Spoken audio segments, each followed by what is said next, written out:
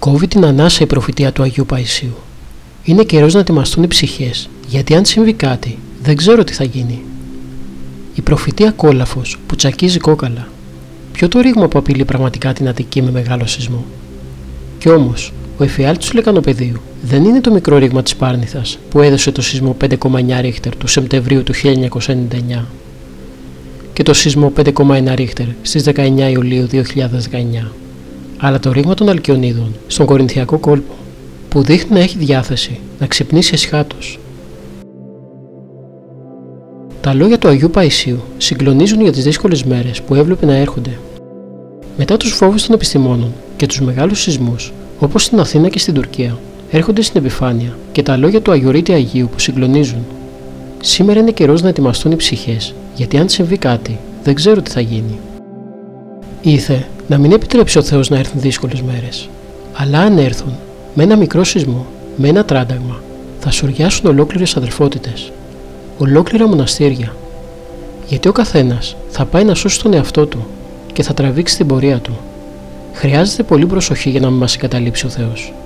Οι ψυχές να έχουν κάτι πνευματικό. Αυτό σας τιμάει. Θα γίνει μεγάλο τράνταγμα. Τόσα σας λέω, τόσο σκληρά έχω μιλήσει. Εμένα κάτι να μου έλεγαν, θα προβληματιζόμουν, θα σκεφτόμουν γιατί μου το είπαν, τι ήθελαν.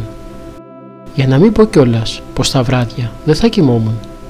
Αν δεν έβλεπα τα δύσκολα χρόνια που έρχονται, δεν θα ανησυχούσα τόσο.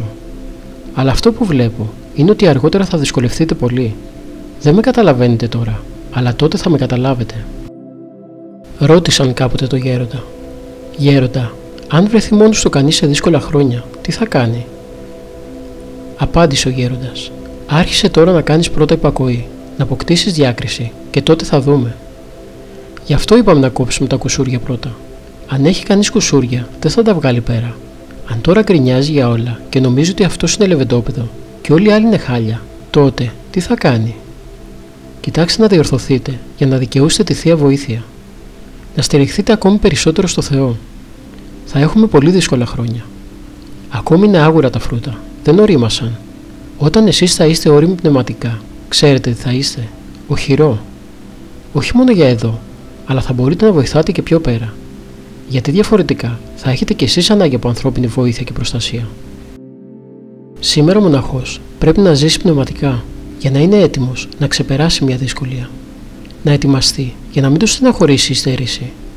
Γιατί μετά μπορεί να φτάσει στην άρνηση. Θα έρθει εποχή που θα ξεραθούν τα ποτάμια. Όλοι θα διψάσουν, όλοι θα υποφέρουν. Για μας τους μοναχούς δεν είναι τόσο φοβερό. Εμείς και να διψάσουμε, πρέπει να διψάσουμε. Γιατί εμείς ξεκινήσαμε για κακουχία. Ό,τι δεν έκανα εκουσίως ως καλόγερος, θα πω, το κάνω τώρα ακουσίως για να καταλάβω τι θα πει καλόγερος. Σε ευχαριστώ, Θεέ μου. Αλλά ο καημένος ο κόσμος, όταν φτάσουν οι άνθρωποι στο σημείο να εφευρίσκουν βόμβες που να σκοτώνονται οι άνθρωποι και να μην καταστρέφονται τα κτίρια, τι να πω? Ο Χριστός είπε πως μία ψυχή αξίζει όσο ο κόσμος όλος. Αυτοί όμως έχουν τα κτίρια πιο πάνω από όλο τον κόσμο. Αυτό είναι φοβερό. Ρώτησαν τον γέροντα. Γέροντα, νιώθω αγωνία και φόβο για ό,τι μας περιμένει. Και ο γέροντας απάντησε. Αυτός ο φόβος μας βοηθάει να γατζωθούμε στον Χριστό. Όχι ότι πρέπει να χαίρεται κανείς για αυτή την κατάσταση που περιμένουμε, αλλά να χαίρεται γιατί θα αγωνιστεί για τον Χριστό. Δηλαδή, δεν θα περάσουμε μια κατοχή ενός Χίτλερ ή ενός Μουσολίνι, αλλά θα δώσουμε εξετάσεις για τον Χριστό. Δεν είναι ότι θα έχουμε κι εμείς πολυβόλα, ατομικές βόμβες ανώτερες και θα νικήσουμε. Τώρα ο αγώνας είναι πνευματικός. Θα παλέψουμε με τον ίδιο τον διάβολο. Ο διάβολος όμως δεν έχει καμία εξουσία, αν δεν του δώσουμε εμείς εξουσία. Τι να φοβηθούμε? Αν ήταν Χίτλερ ή Μουσολίνι ή ό,τι άλλο, ναι, να φοβηθούμε. Ο Χίτλερ και ο Μουσολίνι ήταν άλλο. Τώρα να μην υπάρχει φόβος, να χαιρόμαστε που η μάχη είναι πνευματική. Εάν ζείτε μοναχικά, πατερικά και προσέχετε, θα δικαιούσετε τη Θεία Επέμβαση σε κάθε επίθεση του εχθρού. Αν υπάρχουν άνθρωποι προσευχής, ταπεινής, που έχουν πόνο και αγάπη, είναι κεφάλαια πνευματικά. Είναι βάσεις πνευματικές. 2-3 ψυχές να υπάρχουν σε ένα μοναστήρι που να σκέφτονται τον πόνο των άλλων και να προσεύχονται. Είναι πνευματικό οχυρό. Την ευλογία του να έχουμε.